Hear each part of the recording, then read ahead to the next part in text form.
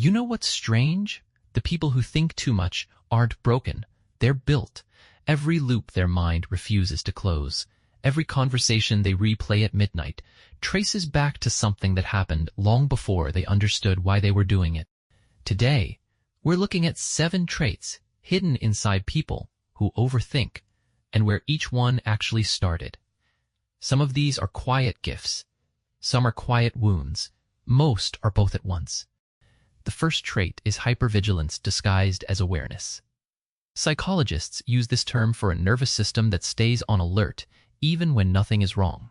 It started in a home where tension could shift in seconds, where a parent's mood was the weather report for the whole house, which is why, as adults, they scan every room they enter, reading tone before words.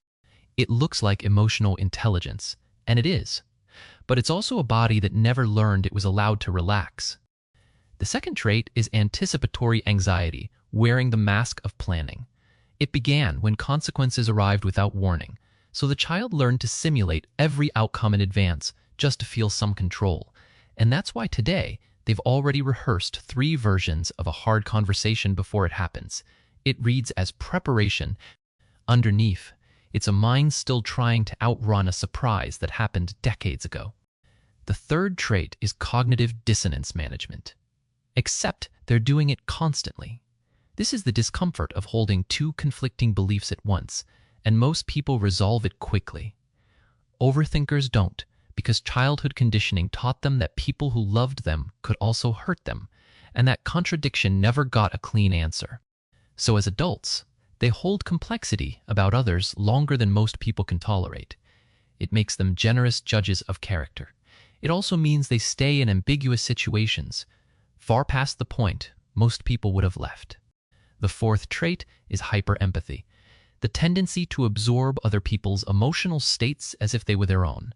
It started when they were the ones who monitored a caregiver's feelings, sometimes managing them before the child had the language for what that role was. Which is why, as adults, they walk into a room and immediately know who's upset before anyone says a word. This is a genuine gift in relationships. It's also exhausting because the nervous system never learned where someone else's feelings end and theirs begin.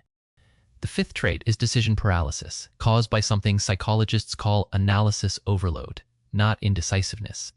It began growing up where small mistakes carried outsized consequences, so the brain learned that every choice needed to be exhaustively vetted first. And that's why today, they spend 20 minutes on a text message, weighing every interpretation before sending. It isn't a character flaw. It's a threat detection system applied to situations with no actual threat left in them. The sixth trait is self-reliance, built from necessity, not preference. It started when they learned early that asking for help didn't reliably produce help. So, competence became the safer bet, which manifests in adulthood as handling crises calmly, solving problems quietly, rarely delegating. People call them strong. What's underneath is a much younger version of them, deciding that depending on others wasn't safe. The seventh trait is what psychologists call rumination as a substitute for control. It began in an environment that was genuinely unpredictable, where thinking ahead was the only lever the child had. And that's why, as adults, they replay a conversation that ended hours ago, not to solve anything, but because the replaying itself feels like doing something. It rarely produces resolution. It does produce the illusion of agency in a world that once offered none. Here's what's worth sitting with. None of these 7 traits are personality defects, and none of them are simply gifts either. They are exactly what they look like, a child's best available strategy, still running in an adult body that no longer needs it the same way. The mind that thinks too much was never broken.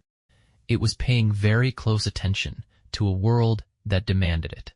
The question isn't how to switch it off.